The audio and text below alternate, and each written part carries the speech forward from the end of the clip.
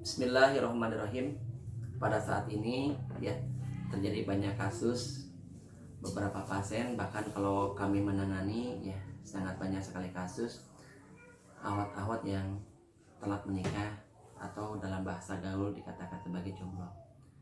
Ini bukan satu dua kasus, cukup sering bahkan akhir-akhir ini kedatangan pasien-pasien dari kasus-kasus yang terlambat menikah tanda petik cukup banyak. Bahkan hari ini ya Selasa 7 Juli 2020 ya kami baru menangani beberapa kasus klien-klien yang telat menikah atau jomblo.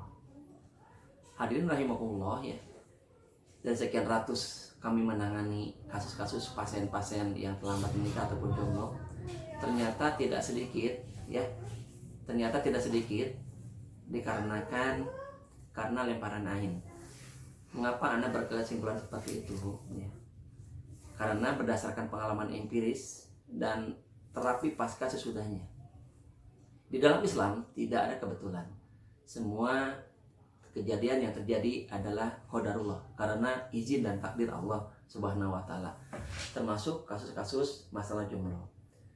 Suatu hari kami diundang oleh seorang klien di daerah Jawa Timur ya. Secara eksklusif beliau mengundang kami. Anaknya akhwat sarjana ya, qadarullah jamilah, masya Allah. Ternyata telat menikah. Semisal ada ikhwan berkali-kali melamar tapi gagal ya, tiba-tiba pas hari H, bahkan beberapa hari menjelang ijab kabul, membatalkan pernikahan tersebut. Kemudian ada pula si akhwatnya yang pada hari H akhwatnya yang nggak mau. Ini bukan satu dua. Akhirnya kami tanyakan kepada orang tuanya, ibu ya, bapak, adakah pernah bapak melihat anak gadis bapak dulu dengan sesuatu yang istimewa? Iya Pak Rahmat, ya, betul. Apa yang bapak rasakan? Ataupun apa yang pernah juga bapak dan ibu ucapkan selain pandangan mata ataupun rasa kepada anak gadis bapak? Ya.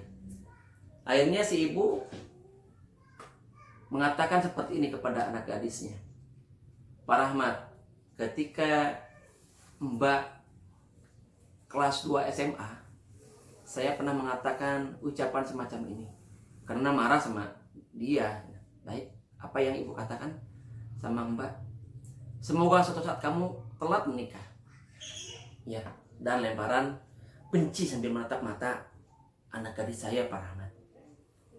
Nah, tak lama setelah itu ternyata anak gadis saya itu ya Mbak itu mengalami sakit yang tidak jelas, yang tidak terdeteksi oleh medis, yang tidak terdiagnosa. Jadi ketika dibawa ke laboratorium pun ternyata nihil, dia tidak sakit apa-apa.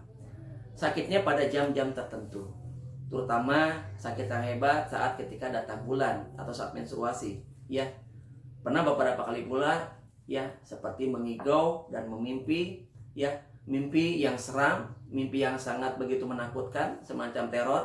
Dan berkali-kali juga mimpi seperti kedatangan binatang-binatang buas. Secara empiris, klien-klien seperti itu adalah beberapa indikasi daripada gangguan jin. Yang ini tanda petik berkomplikasi dengan gangguan ain, lemparan, kebencian. Terutama biasanya kasus jomblo seperti ini adalah dari orang tua, ya. Terutama biasanya adalah ayah. Tapi qadarullah yang waktu di Jawa Timur itu adalah ibu yang melemparkan ainnya. Ibu mau memaafkan Mbak? Mau Pak Rahmat? Mbak mau memaafkan dan meminta maaf juga kepada ibu? Mau Pak Rahmat? Akhirnya sebelum kita mulai terapi ruqyah syariah, maka dua-duanya untuk saling memaafkan, membebaskan, tazkiyah dan istighfar, memohon ampun kepada Allah Subhanahu wa taala. Tentu saja meminta pertolongan kepada Allah Subhanahu wa taala. Akhirnya ya mereka berdua saling bermaaf-maafan, kemudian kami ruqyah. Hebat. Ya, ruqyahnya hebat, tentu tidak akan kami ceritakan ya seperti apa ruqyahnya. Ruqyah hebat. Ya. Menangis kedua-duanya. Tak lama selang, yang pertama kali terjadi pada wajah si akhwat tersebut ya, pada wajah si ukhti tersebut cerah, padahal tadinya banyak sekali jerawat. Ingat hadirin rahimakumullah, ini bukan kasus yang pertama. Ini bukan pasien pertama yang kami tangani seperti ini. Ini yang kesekian ratus ya. Alhamdulillahirrahmanirrahim. Beberapa minggu kemarin kami mendapatkan undangan ternyata insya Allah pada hari Ahad kemarin sudah terjadi pernikahan. Ya, masya Allah, atas izin Allah semuanya. Ya, atas izin Allah sekali lagi. Ya, bukan semata-mata karena hebatnya kami, karena manjurnya, bukan. Semata-mata semuanya karena pertolongan Allah. Alhamdulillah. Ini adalah kasus yang kesekian ratus setelah tanda petik susah menikah, ya, dengan berbagai macam alasan, ya. Akhirnya Allah izinkan, ya, dipermudah untuk proses pernikahan. Semoga bermanfaat. Insya Allah kita berlanjut kepada kasus-kasus yang lainnya, ya.